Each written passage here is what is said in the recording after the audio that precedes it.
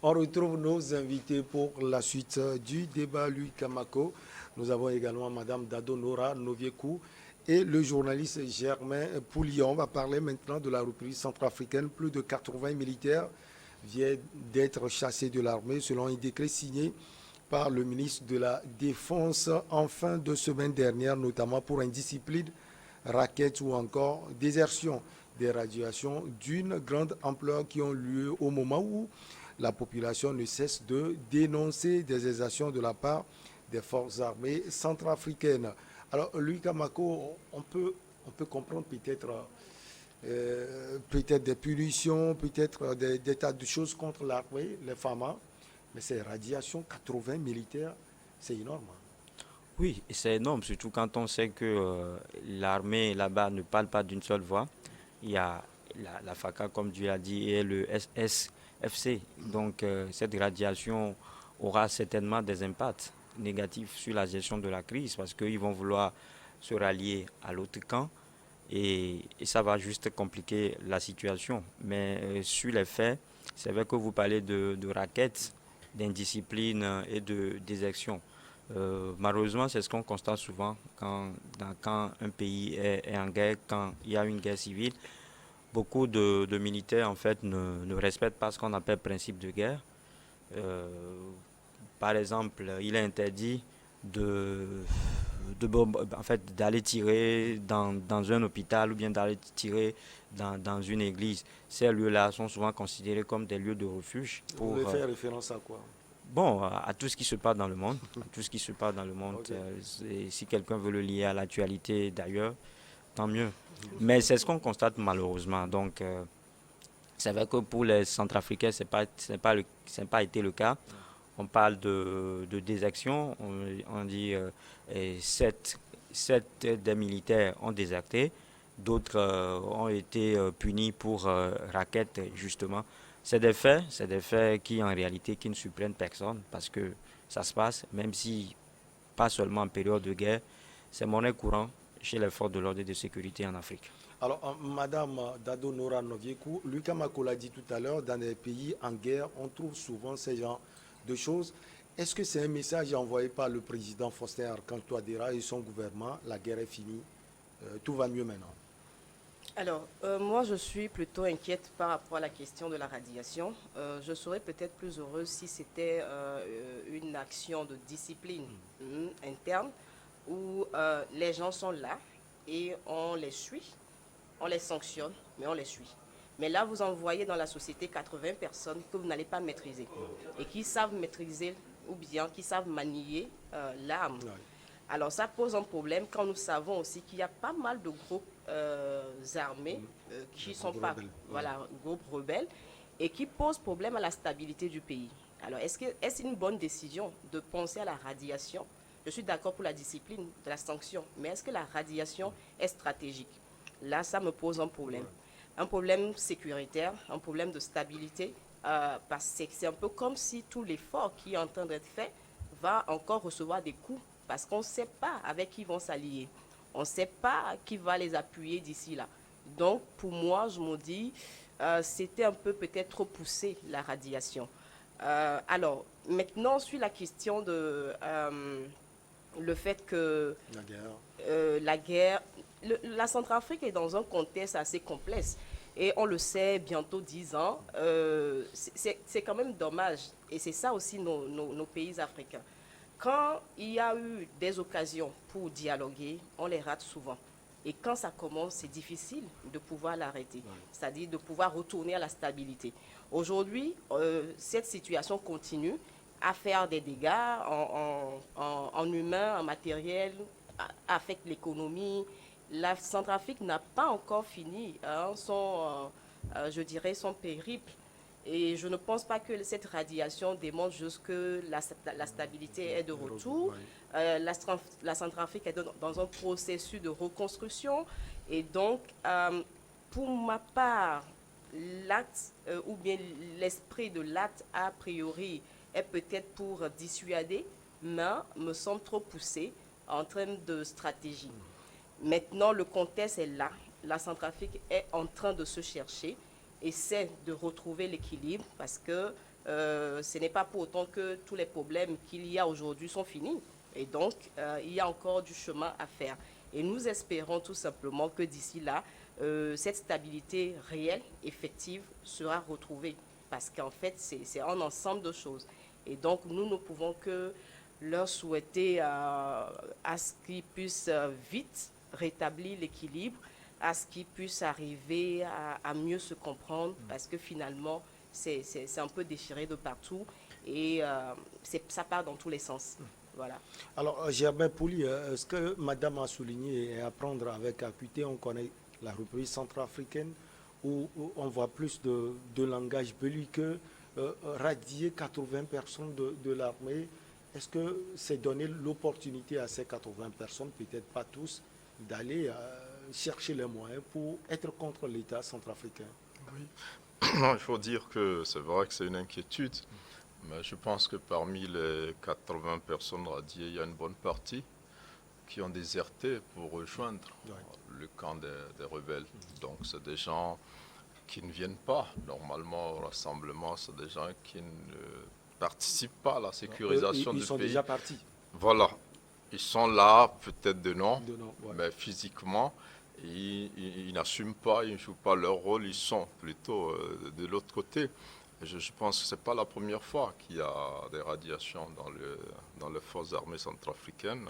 Déjà en 2021, l'année dernière déjà, il y avait jusqu'à 800 soldats qui ont été radiés. C'était beaucoup parce qu'à la fin de l'élection, il y avait cette élection que Bozizé et ses alliés voulaient forcément contrarier et empêcher. Et donc, il fallait que les soldats aillent combattre. Mais le président qui allait donc, pour revigorer ses troupes, il arrive et quand il quitte, il y a des soldats aussi qui quittent, qui ne vont pas au front. Il y en a qui s'adonnent à des pillages et tout ça, et d'autres ont regagné carrément le camp des rebelles. Donc il était normal qu'il radie ces soldats-là qui finalement ne servent pas la cause de la nation. Donc ça a été fait. C'est pratiquement 10 fois plus que ce qui vient d'être fait. Maintenant, la réalité aussi, c'est que la sécurité en Centrafrique n'est pas assurée par les soldats centrafricains. Elle est beaucoup plus par les Russes.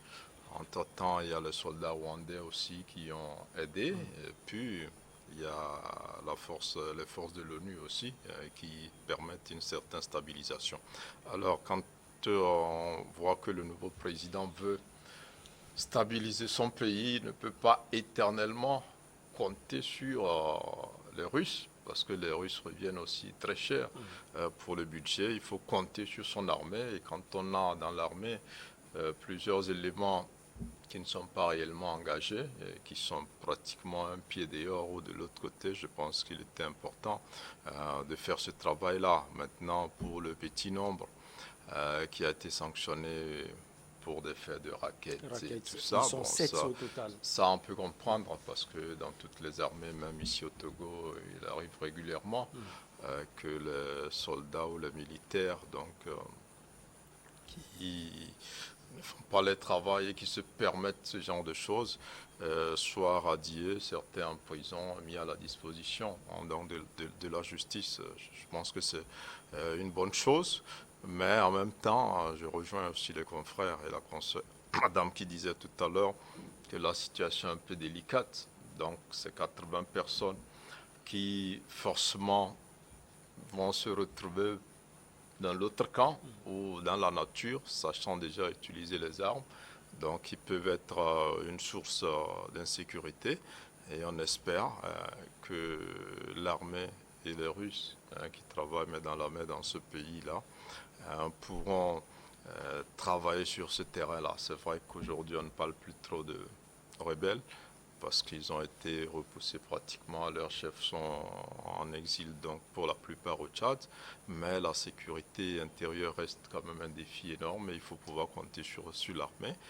Il faut purger l'armée, il faut compter avec ceux sur qui on peut compter. Je pense que c'est ce à quoi s'attelle le gouvernement aujourd'hui. Espérons que ça leur marche parce que la situation est véritablement très délicate. Lucas Mako, le président Faustin Archange Touadéra fait son deuxième et dernier mandat Quand on le voit travailler, on a l'impression qu'il est en train de préparer le terrain pour le meilleur de son pays. Ce sont des axes à apprécier selon vous, ces radiations. Oh, travailler pour son pays, je dirais que c'est le mieux qu'on puisse lui demander. Mais la radiation, comme beaucoup l'ont dit, on est tous d'accord ici aussi au plateau que cette situation-là aggrave. En fait, la radiation aggrave la situation plus qu'elle ne la résout. Parce que Donc, il faut les laisser continuer par faire leurs choses. non, Les mais raquettes. c'est-à-dire que on ne peut pas peut-être radier quelqu'un juste parce que il a racketté un citoyen. Je disais tout à l'heure que c'est monnaie courante, c'est-à-dire que ça fait partie de la tribu. Vous m'excusez des forces de l'ordre et de sécurité. Il suffit C'est un juste peu de. forcé. Pardon? Je dis c'est un peu forcé de dire comme ça. D'accord. Parce Donc, qu'en termes de je, ce proportion, n'est- il faut quand même se dire aussi que nous sommes dans une logique pédagogique oui. d'informer la population. Hmm. Et en termes de proportion, on sait aussi tout ce nombre-là qui travaille pour maintenir la stabilité. Voilà. Maintenant, Donc, s'il y a certains parmi eux qui il y a déraillent, toujours des il y a brebis toujours, galeuses dans tous les dans secteurs, la- dans tous les la- secteurs. Voilà. Donc, il va falloir pas généraliser, sinon Ok, ça voilà, fait on ne pas... généralise pas. On généralise pas, mais il faut savoir que c'est un fait réel. Voilà. C'est un fait réel, donc on ne peut pas le démentir. Maintenant, euh, moi je dirais que ce sont de petites bêtises, de peccadilles qu'on peut gérer autrement, parce que dans le langage militaire, il y a ce qu'on appelle tôle. Quand quelqu'un fait quelque chose de grave, on Faut dit l'amener un peu. envoyez-le au tôle. Ça se dit. Et maintenant, la discipline, ça peut se résoudre. Et maintenant, si Touadéra se retrouve dans cette situation aujourd'hui, ça veut dire tout simplement que jusque-là, il n'a pas la maîtrise de son armée. Parce que je le disais tout à l'heure, en armée, la discipline, c'est coefficient 4. Et il y a une chanson, ils ont l'habitude de dire que dès que j'écoute l'ordre, j'exécute avant de savoir d'où il vient. C'est pour cela que on dit souvent qu'en armée, c'est exécution Avant réclamation. avant réclamation. Donc ça veut dire que cette situation-là ne devait pas se prévaloir si Touadéra aujourd'hui a la même mise sur son armée. Maintenant, il travaille pour assainir le secteur, il travaille pour un avenir meilleur pour la RCA, c'est une bonne chose, mais je ne pense pas que on saurait peut-être le juger. On pourrait peut-être lier sur le travail performant qu'il est en train de faire pour son avenir, pour l'avenir du pays. On ne pourrait pas lier cela à la radiation de ces 80 militaires. Parlant de mémise, j'ai une question à poser à madame. On connaît la République centrafricaine, on connaît aussi tout le tumulte qui entoure ce pays militairement, bien sûr. Est-ce que c'est l'occasion aussi pour le chef de l'exécutif de régler des comptes? Alors, est-ce que je saurais le dire? Je ne sais pas. Je ne sais pas. Parce que là, nous sommes dans une situation où le président a hérité, je dirais, d'un système en lambeaux, hein, il faut le dire ainsi. Et depuis 2013, il y a eu plusieurs développements à ce jour. Alors, quand vous avez une situation comme ça, en réalité, vous n'êtes maître de rien en réalité. Vous ne maîtrisez rien. Vous essayez en fait de gérer, vous essayez de diriger, mais au fond, vous êtes dans un inconnu total. Et alors, si vous êtes dans un inconnu, vous faites avec les moyens de bord, vous faites avec le peu que vous avez. Et donc, est-ce que c'est un règlement de compte? Je ne saurais le dire parce que je ne sais pas le profil de ceux-là qui ont été radiés. Parce que là encore, il faut aller chercher à voir le profil pour savoir est-ce que vraiment c'est les vrais en fait, coupables. C'est vrai, on nous a parlé de 80 personnes, d'accord, mais est-ce que c'est vrai, ces 80 personnes sont tous coupables? Si oui, là, on ne parlera pas de règlement de compte. Mais sinon, là, on pourra peut-être aller sur votre hypothèse. Mais là où actuellement, je ne saurais dire si c'est un règlement de compte ou pas. Il va falloir revoir le profil de ces personnes et on peut voir le lien qu'ils ont avec l'exécutif et puis leur hiérarchie. Leurs antécédents aussi. Il faut voir s'il n'y a pas des antécédents. Donc ça serait trop difficile tout à l'heure d'apprécier ce volet-là de la chose à mon niveau. Alors, Germain Pouli, même question à vous. On sait que le président a été... les rebelles étaient presque à la porte de Bangui. Le président veut compter sur des gens fidèles qui sont loyaux maintenant. une armée républicaine. C'est pourquoi il faut faire sortir ceux qui ne font pas bien le job. Oui, je parlais de purge tout à l'heure. C'est possible aussi que tout ce qu'on leur reproche ne soit pas totalement vrai. On parle d'intelligence avec l'ennemi. Dans la première vague de radiation, c'est qu'on estime que les gens s'entendent plus avec l'adversaire, complotent contre le pays. C'est vrai aussi que quand un président vient vous voir au front, pour vous encourager, dès qu'il tourne le dos, vous retournez à la capitale où vous vous dispersez, où vous n'allez pas combattre, quelque part, vous avez quand même trahi, si on peut le dire, parce que votre mission est de protéger le pays.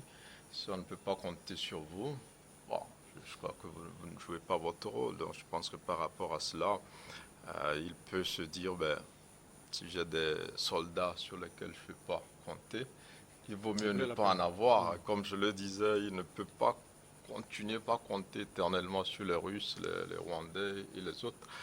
Donc il lui faut une armée qu'il sera obligé de fabriquer, si on peut le dire, parce que les rebelles qui sont dans d'autres camps sont aussi des militaires, pour la plupart qui ont fait défection de l'armée et qui ont fait la rébellion. Donc si dans ses propres rangs il y a encore des gens qui pensent qu'ils sont du côté de ses adversaires, donc il peut purger. Malheureusement dans ce cas-là, on peut avoir des innocents, on peut aussi se tromper. Il suffit qu'un chef n'aime pas ta tête, il pourrait dire que tu fais partie de ceux qui sont proches de ça. C'est des choses qui peuvent arriver.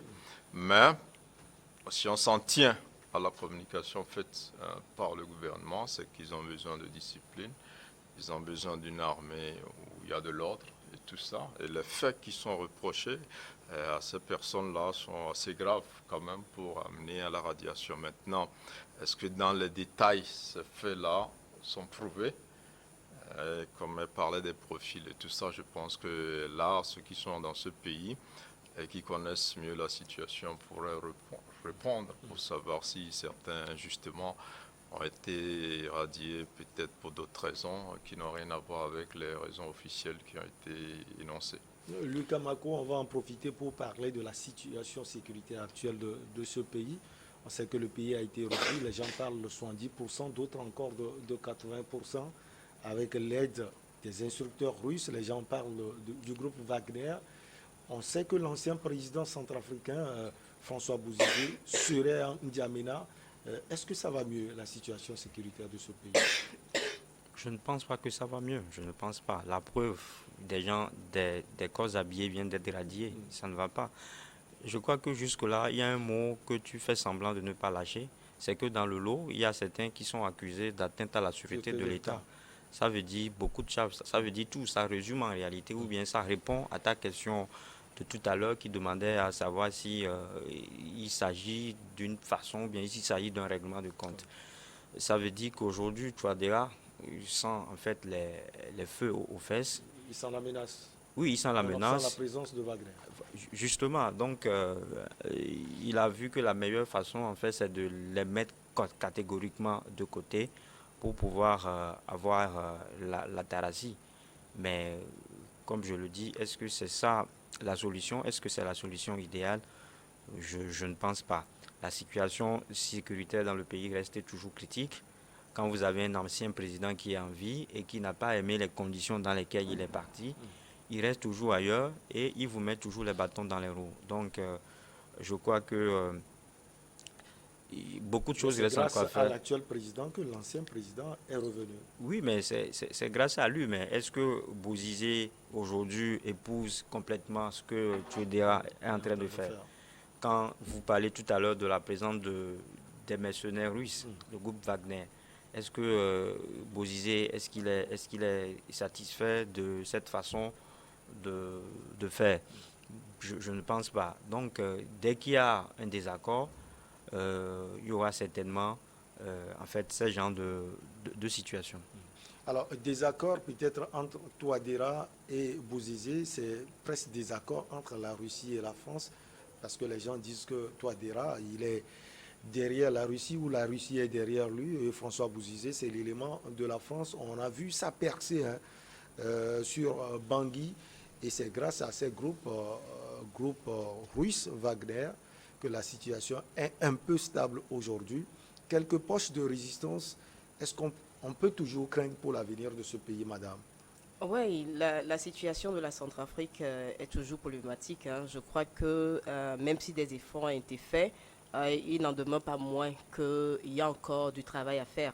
Et aujourd'hui, il faut juste voir un peu la complexité du contexte, la pluralité des groupes rebelles, la diversité même de ces groupes, tout ça rassemblé, c'est clair qu'il y a encore du chemin à faire.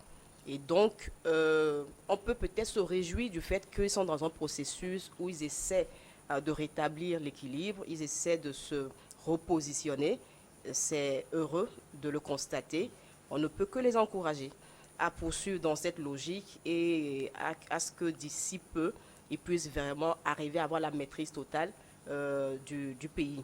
En sachant aussi que les groupes rebelles aussi ont quand même miné un peu le terrain.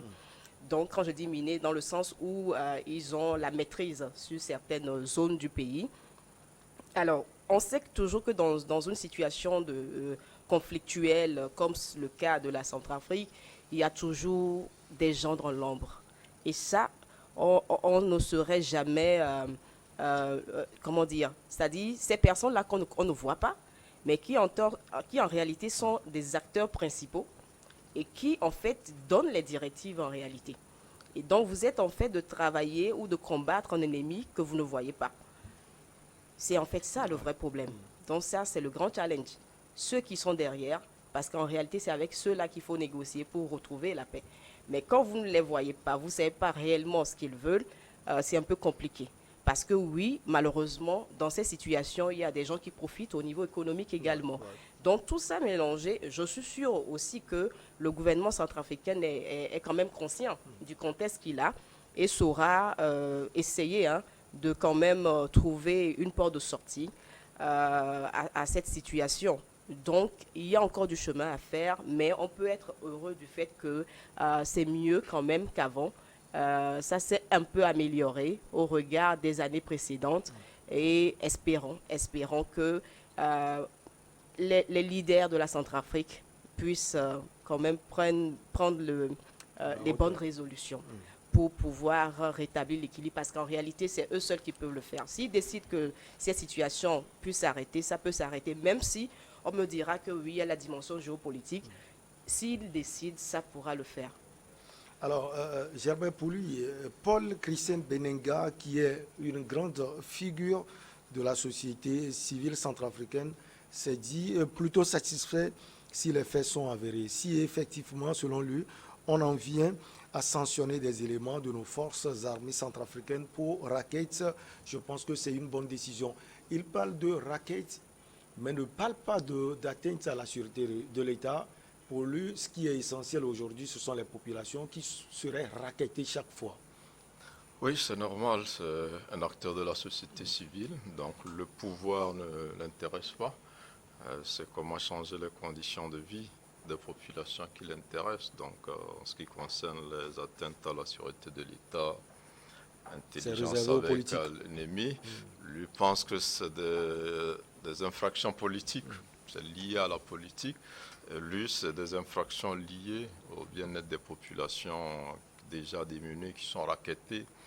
Donc, au niveau des barrages et ailleurs, un peu partout dans le pays. Donc, c'est vraiment, comme lui le disait, c'est légion dans un certain nombre de pays, surtout dans nos pays africains, où les gens pensent que quand ils sont en mission, quelque part, c'est qu'ils doivent revenir avec de l'argent. Ils font pour sécuriser, mais ils pensent qu'ils doivent revenir avec de l'argent. Et donc, on prend de l'argent, parfois en demandant simplement, parfois en exigeant aussi, parfois en faisant un travail qui n'est pas le sien. Vous allez voir des gens qui ne sont pas chargés, par exemple, de la sécurité routière, mais comme ils sont tenus, ils le font, et pour les usagers qui ne sont pas en règle, ils prennent quelque chose en retour. Donc, c'est quelque chose que cet homme de la société civile dénonce. Et je pense aussi que c'est un grand soulagement pour la population quand on dit les barrages n'existent plus, les contrôles n'existent plus. Les gens sont contents, même si normalement ces contrôles-là sont une bonne chose. Quand on les lève, les gens sont contents parce que c'est aussi cause de tracasseries, hein, et les populations s'en plaignent. Donc en tant qu'acteur de la société civile, c'est un volet important qu'il a salué. Et je pense aussi que le gouvernement cherche aussi des retombées politiques en annonçant ce genre de sanctions dans ce groupe parce que les actes ne sont pas très similaires. Voilà, là, vous avez des gens qui raquettent, on aurait pu les mettre de côté. Par exemple, radier 7 ou 10 personnes pour raquette, et ne parler que de ça.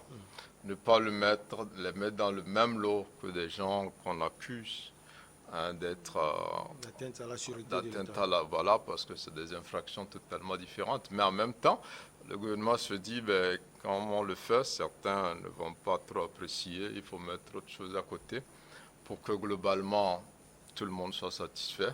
Ceux qui sont pour le président sont satisfaits parce qu'on a sorti de l'armée ceux qui veulent déstabiliser le président. Pour ceux qui sont contre le président, mais qui sont contre les tracasseries, se retrouvent aussi. Donc je pense que le gouvernement cherche des retombées en associant ou en mettant dans le même lot ces soldats radiés. On aurait pu faire les choses séparément et c'est normal que pour la société civile, ce ne soit pas les aspects politiques de cette décision qui les intéressent, mais plutôt les aspects sociaux qui intéressent tous les Centrafricains qui rêvent de voir un jour cesser ces tracasseries dans le pays. Alors, Germain Pouli, Lui Kamako et Madame Noviekou, on va marquer la pause pour le journal. On vous retrouve après.